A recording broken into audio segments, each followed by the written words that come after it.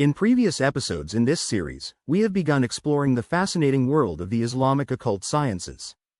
We have been given an introduction to the topic, we have explored the world of talismanic magic, we have looked into astrology in the early Islamic world, and we will eventually also dive into books like the famous Hakim or the Picatrix and its Latin title, but the most famous, or should I say infamous, book of occult sciences in the history of the Islamic and Arabic-speaking world is probably the mysterious work entitled the Shams al-Ma'arif, or the Sun of Knowledge. A book that is revered by some as a useful book for spiritual practices and esotericism, but by others, it is feared as the most dangerous book in the world, a cursed book that just owning a copy of this book will bring on evil forces or jinn that will mess up your life. So, what is this book, who wrote it, and what kind of things do we find in it? Foreign is probably the most famous occult book in all the Arab and Islamic world. Before digging deep about this mysterious topic, please hit the subscribe button you haven't already. By this you will get notification on new upload. Let's move to the topic. It is a big text, and indeed it is a kind of encyclopedia of all kinds of occult practices that have been common in the Islamic world historically. It covers everything from talismans and amulets to how to construct them, theories of the science of Arabic letters and their magical powers, magic squares, how to summon jinn, and much else. The book is attributed to the 13th century figure Ahmad al-Buni, often popularly described as a magician and as the source for much of these sciences. But when we explore this figure and the history of the text itself, we find that things are a bit different from how they are usually portrayed. Little is known about Ahmad al-Buni's life. His full name seems to have been Abu Abbas Ahmad ibn Ali ibn Yusuf al-Qureshi al-Buni, and he probably lived from the late 12th century to the mid-13th. Although his year death is disputed, as we will see, the name or Nisba al-Buni suggests that he originated from the city Buna, which is in modern-day Algeria, and the sources we have indicate the same thing, that he came from and spent most of his life in North Africa. He is primarily associated with Egypt. After all, this places him in a very interesting and significant time and place. He was a contemporary of the very famous Sufi figure Muhyiddin ibn Arabi and came from roughly the same region. Indeed, al-Buni was a Sufi, and he was known throughout his life primarily as a Sufi teacher and not as anything like a magician or something like that. Furthermore, in one of his writings, al-Buni says that one of his own Sufi sheikhs or masters was Abdul Azizawi, who led a Sufi center in the city of Tunis and who was also one of the primary masters of Ibn Arabi, further connecting the two figures. This becomes even more interesting as we find many similarities between the teachings of Ibn Arabi and al-Buni, like the theories about the science of letters and certain cosmological and metaphysical principles, and this is important. We should look at Ahmad al-Buni as a Sufi master who came specifically from the heavily speculative Sufi culture of the West, which is Western North Africa and Al-Andalus.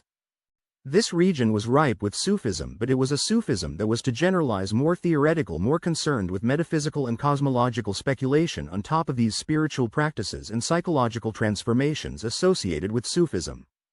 More so in the East, you could say this is an environment that brought great mystics with a speculative philosophical quote-unquote band like Ibn Arabi, Ibn Sabahin, Ibn Barahan, and indeed Ahmad al-Buni himself.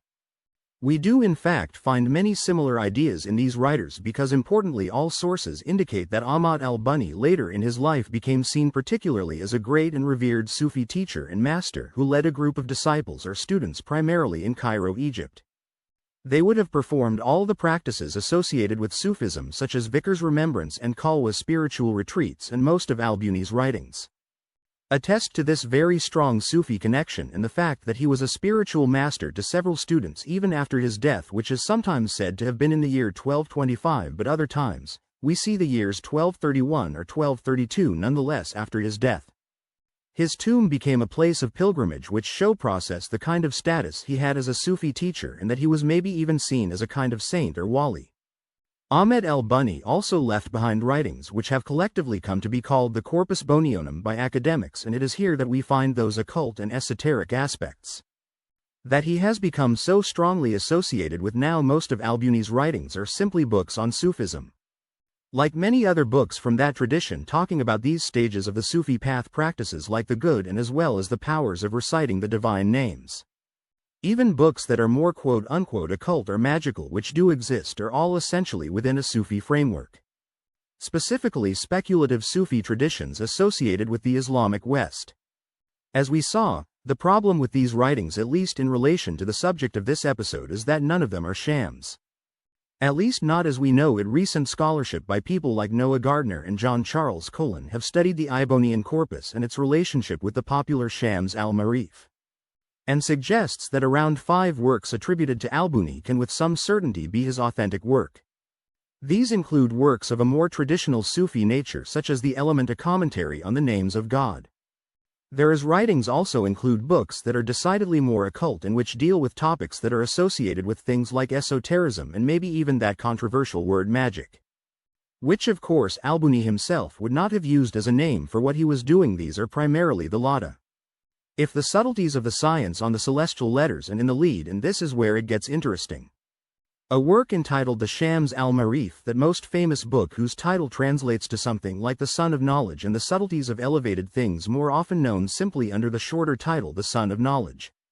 So, Ahmad al-Buni did write a book called The Shams al-Marif, and according to certain medieval sources, it seems that this might have been his most famous and widespread work. The problem is this is not the Shams that we have today. Indeed, they differ in some dramatic ways. The Shams as we know it today, and which is so famous, were infamous around the world, is a large text that is often seen as a cursed book, as the most dangerous book in the world. And for those of you out there that take that stuff seriously, you should know that I will be quoting from this book in this video in an English translation, so not the original Arabic but in an English translation. It will be clear when I am quoting from it, but that's my warning to you, so you can either choose to just not watch the video if you are legitimately concerned about that, or just sort of keep a lookout for when I'm going to quote these passages. Don't be mistaken though, al-Buni's is a work including descriptions of practical occult sciences. Indeed, al-Buni himself writes in the introduction that the book contains, and here I'm quoting, quote, secrets of the wielding of occult powers and the knowledge of hidden forces. So what is in this book? Well, at the center of Ahmad al-Buni's, and really at the center of most of his writings, at least the occult writings, is the theories and speculation around what is known as the science of letters. This is an idea that we find in many medieval mystics, especially at this time, which theorizes that the Arabic letters, so the letters of the Arabic alphabet, have magical occult powers that can be employed. Different letters are often connected with certain cosmological or metaphysical principles. One letter might relate to the throne of God, the Arsh, for example, or with the planetary spheres, and since they have these connections, and especially since it is these letters that make up the names of God, which have enormous powers in themselves that can be used in various ways for spiritual practices. When making talismans, for instance, Ibn Arabi, who held very similar ideas, even went so far as to say that the entire universe is essentially made up of letters and words that God speaks in the eternal moment of creation. So, the Shams talks about the science of letters and some of the practical uses of these powers. The book also talks about jinn, the names of jinn who were captured by the Prophet Solomon.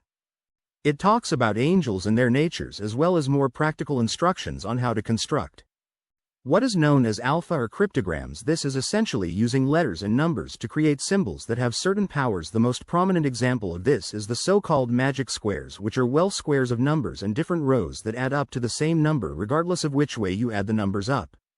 This was the basic introduction of the book Shams al-Marif and its supposedly writer. Do you want to know more about these two, the book and the writer? If yes, please leave a comment and don't forget to subscribe if you haven't already, so you get notifications when I upload videos. Thanks for watching.